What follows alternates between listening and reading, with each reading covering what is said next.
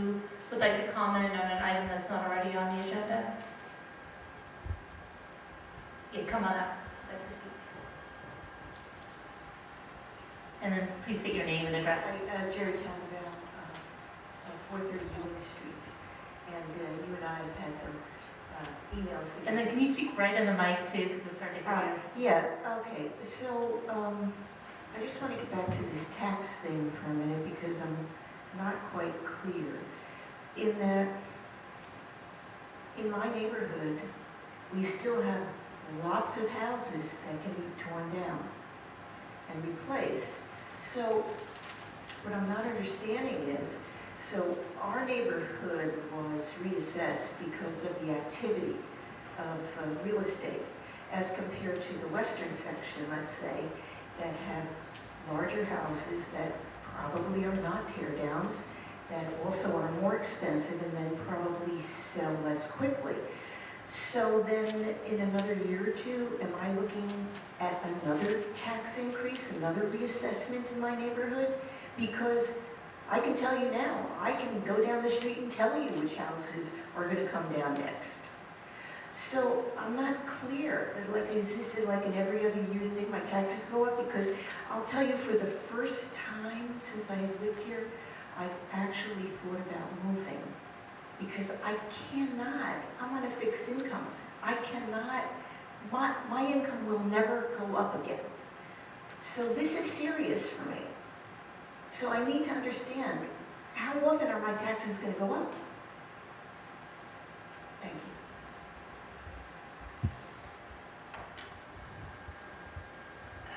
I can try to address that, and Jenny, if you want to jump in, you can. I mean, what the tax assessor is doing is he looks at every neighborhood every year, and he looks at the sales in that neighborhood compared to what the assessed values are from the year before.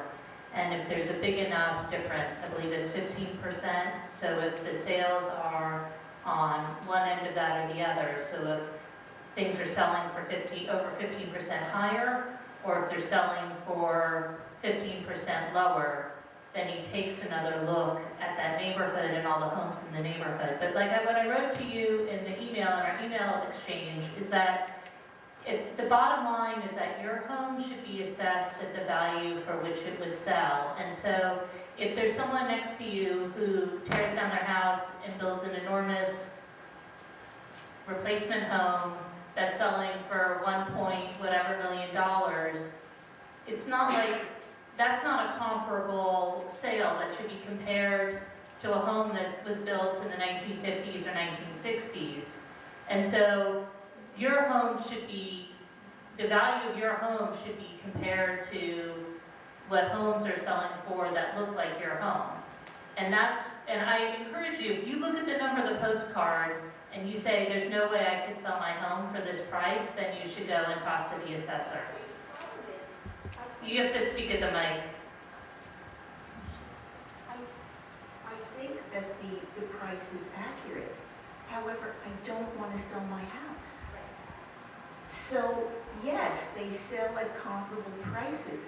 But if I don't want to sell, oh sure, if I want to sell, terrific. The price of my house is increased. But I don't want to sell. So therefore, what I'm saying is, sure, there's going to be lots more houses in my neighborhood that are going to sell in the range of my home. And so that next year then, I get another tax increase. Because in other parts of the town, there aren't houses like mine that can be torn down. So what are you saying? Are you saying that you don't want any middle-income people living in town? Because that's what's happening. I've already had 3 neighbors move away because they cannot pay their taxes. This is the problem. And I feel completely powerless because we didn't want those houses. We had no recourse. I knew my taxes would go up. I don't want to move. And yet more and more of my income has to go to paying my taxes to live here. It is not fair. That's what I'm saying to you. And I feel like I hear what you're saying, and then, okay, next year, sure, Jerry, your taxes will go up again. It's so frustrating. So that's the message to me. go ahead and sell your house and move, we don't really care. That's not at all the message I want to be Well, conveying, that's and I what want I'm to hearing. apologize if that's how it's coming across. It's that we have to follow the law too, which is that we're required to assess people's homes based on the market value. And this happened during the revaluation. It was awful. It was awful for the town. It was So awful. for me, 50% I more, know, and now another tax I increase. know, I know. Okay, I get it, thank you. But I think I speak for everyone that it's the property tax system in New Jersey that is putting the constraints on us as far as the property taxes go. I do think that we're trying as hard as we can to keep the budget, to work on the budget, and we're all aware of it. And we are also, we have started a zoning initiative to address the issue of tear downs, to do what we can, because one of the problems with the tear downs, besides in a lot of people's views that it's ruining the character of the town, it's doing exactly what you're saying. It's building a lot more larger homes that are more unaffordable. So I know I'm the new guy here, but I've been attending a lot of League of Municipality introductory sessions for new elected officials, and there's growing momentum yet again at the League for looking at a citizens' constitutional convention about the use of property taxes. New Jersey's heavy reliance on property tax to fund everything. I would urge you to keep an eye on the gubernatorial candidates and ask them what their positions are with regard to this.